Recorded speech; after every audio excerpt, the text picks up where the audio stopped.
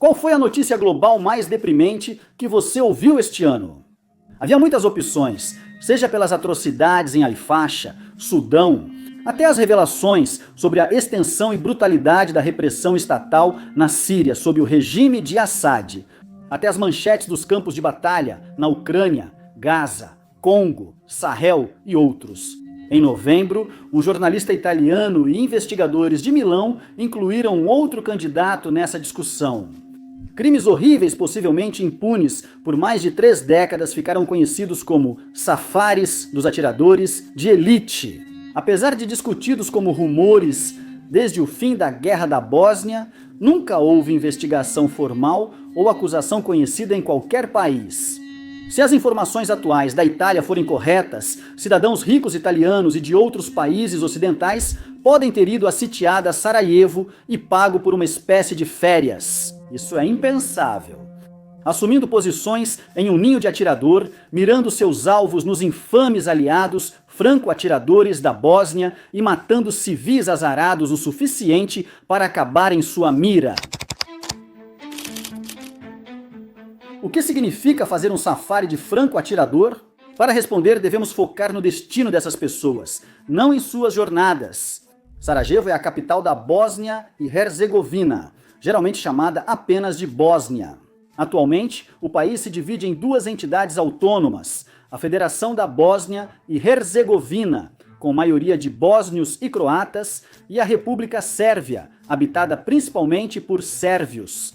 No início dos anos 1990, a população pré-guerra era de cerca de 500 mil. A cidade de Sarajevo era a capital de uma nação que havia acabado de declarar sua independência do então extinto Estado da Iugoslávia. Atualmente, a Bósnia e outros estados ex-iugoslavos dos Balcãs ainda enfrentam fortes tensões étnicas. Quando a Bósnia e Herzegovina declarou independência, a população sérvia étnica não aceitou ser minoria em uma nação unificada. Segundo eles, a República Srpska não deveria ser apenas uma região autônoma, mas um estado soberano controlando áreas de maioria bosníaca. A resposta deles foi o Cerco de Sarajevo, um bloqueio da cidade que começou no início de abril de 1992 e continuaria por quase 4 anos seguidos. Para ser direto, o Cerco de Sarajevo foi a miséria em forma humana. Entre 300 e 400 mil civis ficaram presos na cidade, junto com cerca de 70 mil soldados do exército da República da Bósnia e Herzegovina, que em sua maioria só tinham armas leves e não conseguiam romper o cerco. Apontando suas armas para dentro, havia uma força bem menor, no máximo 23 mil sérvios bósnios em seu auge, geralmente menos. Mas tinham vantagem em artilharia, tanques e cerco. Eles viam a cidade de todos os ângulos, antecipavam e reagiam a concentrações inimigas, lançando o inferno sobre as pessoas ali. Eles também tinham o apoio da vizinha e mais poderosa Sérvia. Liderados por Slobodan Milošević, cujo nome está entre os criminosos de guerra mais odiados da história, último líder da Iugoslávia.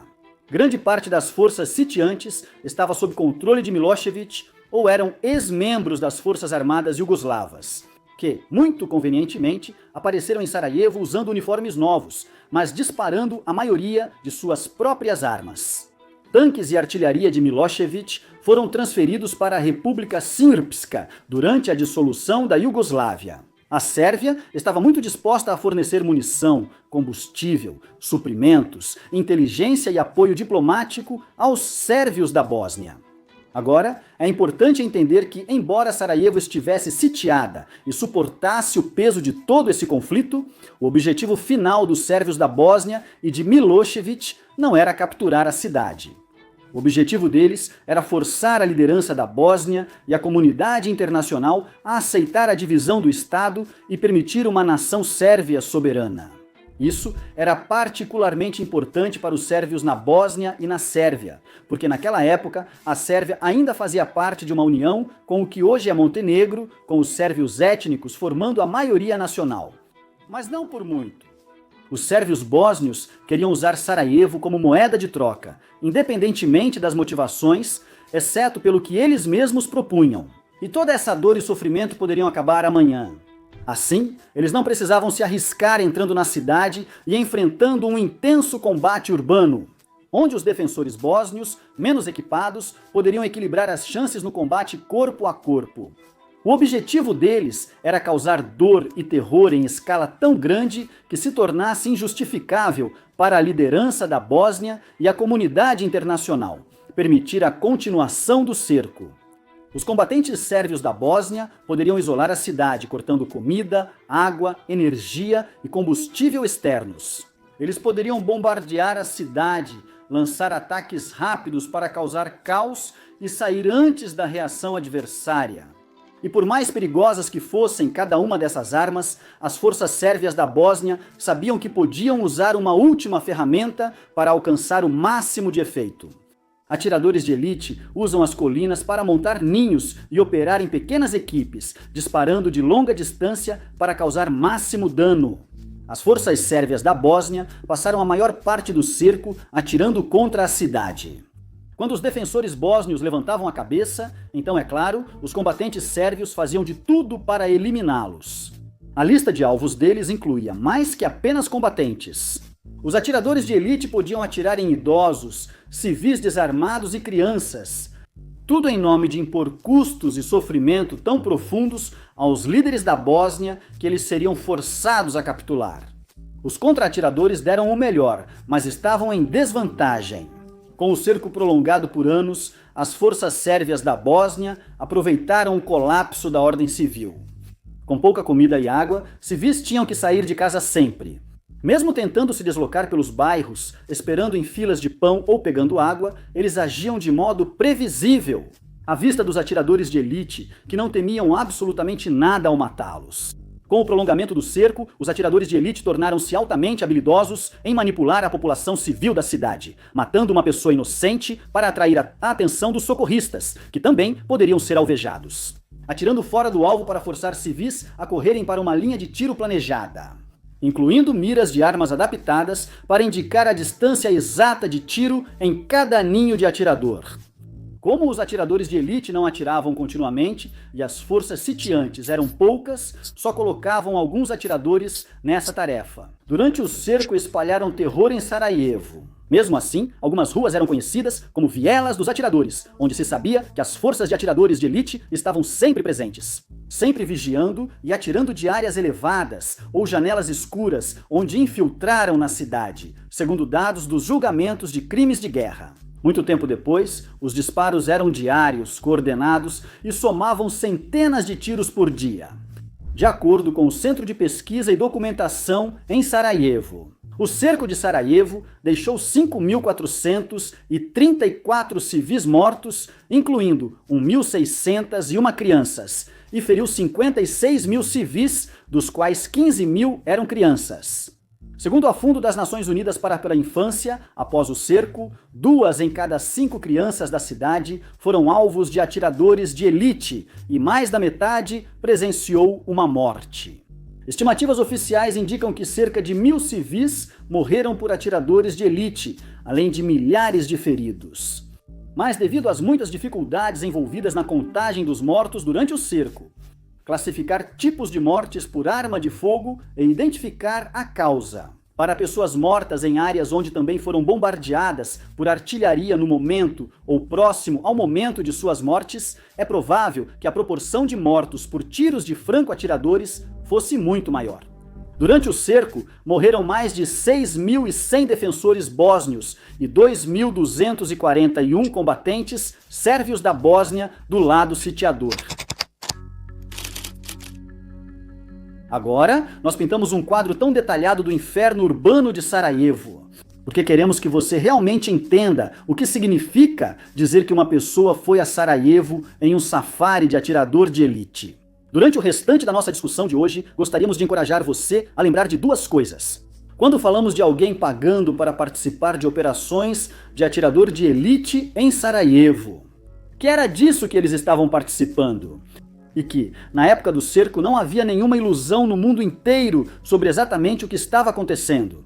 As Nações Unidas realizaram 13.000 voos individuais de transporte aéreo durante esse período para manter a população sitiada viva. A aliança da OTAN realizou operações contínuas para pôr fim ao cerco e fechou o espaço aéreo acima da cidade por mais de 2 anos. As pessoas nas nações iriam discutir, especialmente pela Europa e América do Norte. Sabiam exatamente o que ocorria em Sarajevo nesse período. E simplesmente não há como afirmar que uma pessoa que, hipoteticamente, participou de um safari de atirador de elite durante esse período, de alguma forma não entenderia do que estava fazendo parte. Primeiro vamos responder: o que é um safari de atirador de elite? Em resumo, é um ato de guerra. Turismo recreativo é a viagem deliberada para uma zona de conflito ativa, com o objetivo de fazer algum tipo de turismo, exploração ou outra aventura. A percepção de emoção e perigo costuma ser parte do apelo. No caso das alegações sobre Sarajevo, a conduta dos supostos autores vai além do turismo passivo. Esses estrangeiros ricos teriam ido a Sarajevo pagar para caçar pessoas por diversão. Agora, Sarajevo não é a primeira vez que um ato de caça recreativa a seres humanos aconteceu ao longo da história.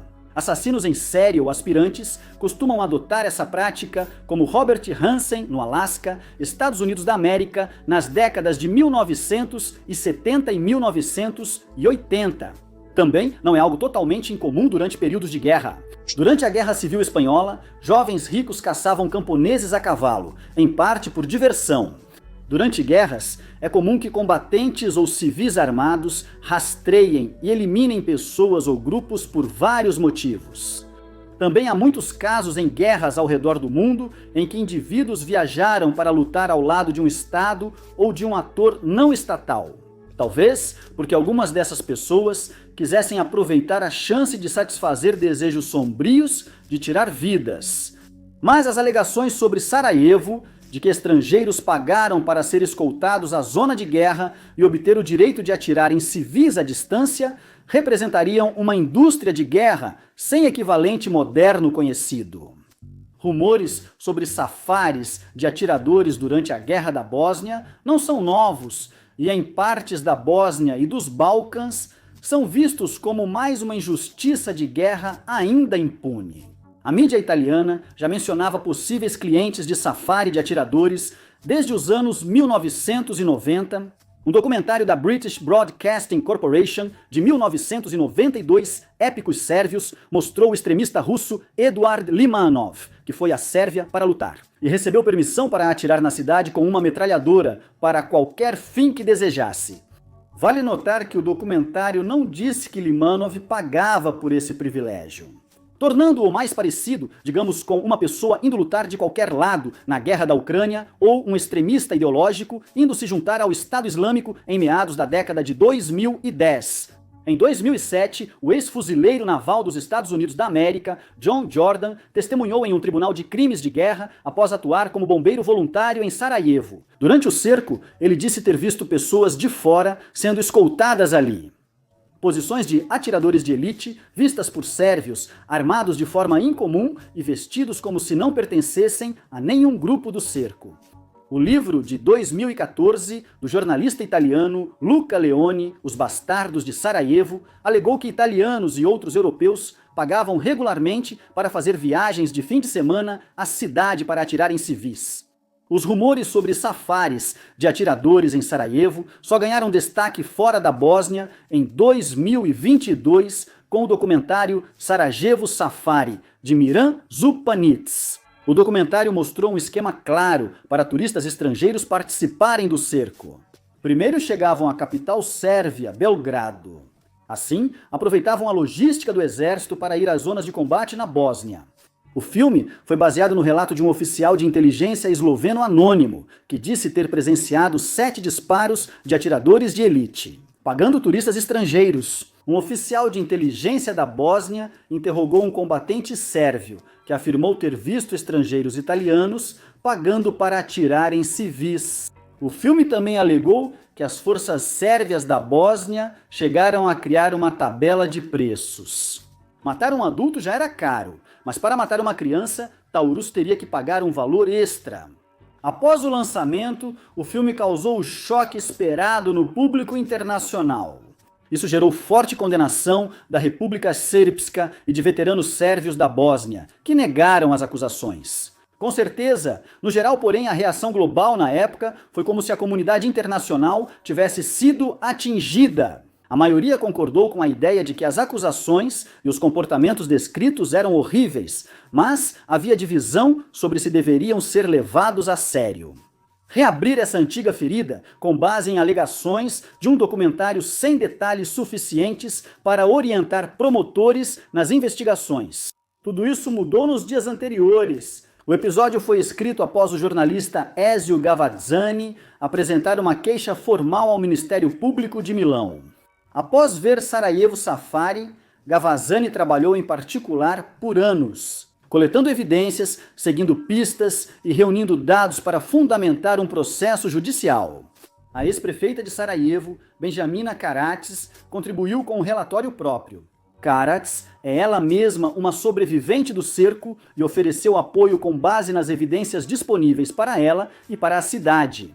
Em novembro, o Ministério Público de Milão abriu sua primeira investigação internacional sobre safaris de atiradores de elite ganhando manchetes. O esforço vai focar em italianos suspeitos de irem a Sarajevo para participar. E, se possível, irá acusá-los de homicídio agravado por crueldade e motivos abjetos. Agora, neste momento, a investigação em Milão está em suas fases iniciais. Apesar da documentação limitada compartilhada até agora, precisamos ser claros. Alegações de que italianos ou estrangeiros pagaram para participar de safaris de atiradores em Sarajevo são apenas isso. Alegações ainda não comprovadas em tribunal. Francamente, como em toda investigação, há chance desse esforço não resultar em nada. Mesmo produzindo resultados, esse processo só está começando. Então, ao longo do episódio de hoje, não poderemos compartilhar acusações específicas contra partes específicas, descrever informações obtidas durante o processo investigativo, ou dar a você sequer a menor ideia de como essa história vai terminar. Sem bola de cristal. Vamos encerrar o episódio de hoje detalhando as alegações mais recentes sobre esses safaris de atiradores de elite e traçar um panorama geral, tanto das pessoas que escolheram participar, quanto das atrocidades que decidiram cometer.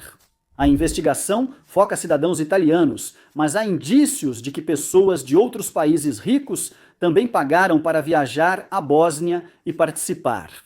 Inclui pessoas do Reino Unido, Alemanha, Estados Unidos, Canadá, Rússia e outros países. Que pessoas? O jornalista italiano que está trazendo essas acusações, Ezio Gavazzani, descreveu como, abre aspas, pessoas ricas e de reputação, empresários, pessoas com paixão por armas para se satisfazer.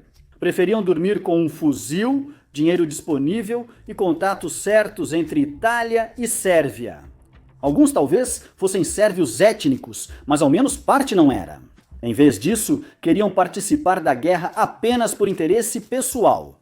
Na Itália, uma nação que faz fronteira com o antigo território da Iugoslávia, participantes italianos e internacionais se reuniam na cidade de Trieste em grupos organizados por partes que, pelo menos até agora, ainda são desconhecidas. De lá, normalmente durante viagens de fim de semana, essas pessoas eram então levadas de avião por uma companhia aérea sérvia, a Aviogenex, para a área imediatamente ao redor de Sarajevo. Eles pagavam diretamente às forças sérvias da Bósnia, valores equivalentes a cerca de 116 mil dólares americanos, ajustando pela inflação. A partir daí, os turistas tinham a opção de pagar valores adicionais para matar tipos específicos de pessoas, sendo aquelas com crianças, como mencionamos antes, as mais caras. Segundo Gavazzani, idosos podiam ser mortos sem motivo. Segundo o filme Sarajevo Safari, esses turistas costumavam ter experiência em caça. Eles costumavam levar suas próprias armas para a zona de guerra, em vez de usar o equipamento disponível. Aqueles que não tinham suas próprias armas geralmente encontravam um rifle e um ponto de observação preparados para eles. Eles eram levados a ninhos de atiradores e nos fins de semana podiam atirar livremente em civis, crianças, socorristas e outros alvos, desde que continuassem pagando os preços correspondentes. Segundo Gavazzani, ao menos 100 pessoas participaram desses safaris de atiradores na guerra, mas o número real pode ser bem maior. Como Gavazzani relata, essas pessoas não tinham interesse em ver os sérvios da Bósnia vencerem ou a Bósnia soberana perder. Novamente, não havia motivações políticas ou religiosas. Eram pessoas ricas que iam lá apenas por diversão e satisfação pessoal. Estamos falando de pessoas que amam armas e talvez frequentem estandes de tiro ou façam safaris na África. Fim da citação. Se essas alegações forem verdadeiras, os combatentes sérvios bósnios sabiam o que ocorria no local. De acordo com investigadores italianos, a inteligência sérvia provavelmente também estava por dentro, pelo menos com algum conhecimento superficial das viagens turísticas e muito possivelmente facilitando-as. O possível envolvimento da companhia aérea estatal da Sérvia é especialmente grave, pois indicaria conhecimento da situação. Não apenas entre um pequeno grupo da inteligência sérvia, mas compartilhado por um número muito maior de pessoas em toda a burocracia estatal. No local, os combatentes sérvios da Bósnia teriam recebido bem a atividade e trabalharam para facilitá-la, em alguns casos fornecendo observadores e equipes de segurança. Mas, embora seja totalmente plausível que eles tenham ficado com o dinheiro que coletaram para si mesmos, não há nenhuma indicação clara de que o dinheiro não tenha sido direcionado por outros canais. Talvez para enriquecer pessoas mais acima na cadeia de comando, ou talvez para financiar a continuação do próprio cerco. As tropas que teriam ajudado no local eram leais a Radovan Karadzic, então presidente da República Srpska. Era um homem conhecido com precisão como o açougueiro da Bósnia. Karadzic cumpre prisão perpétua após ser condenado por genocídio, crimes de guerra e contra a humanidade em 2016. Detalhes sobre os envolvidos talvez nunca sejam conhecidos. Já faz 30 anos do fim do cerco de Sarajevo. Grande parte dos sobreviventes de todos os lados já morreu desde então. E quem participou ou facilitou esses supostos safaris teve décadas para esconder ou destruir qualquer evidência do que fez. Quem achava que estava seguro já percebeu o potencial para novas investigações.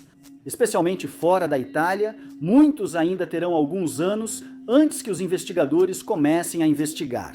Se for descoberto que clientes pagantes participaram dos safaris de atiradores de elite, eles podem ser julgados por crimes de guerra e se tornar os primeiros de seus países a enfrentar um tribunal desse tipo, por atos cometidos como civis, sem fazer parte de um exército formal no momento da infração.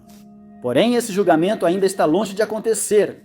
Com o avanço da investigação na Itália, será preciso enfrentar negativas firmes de veteranos sérvios bósnios e do governo da República Srpska.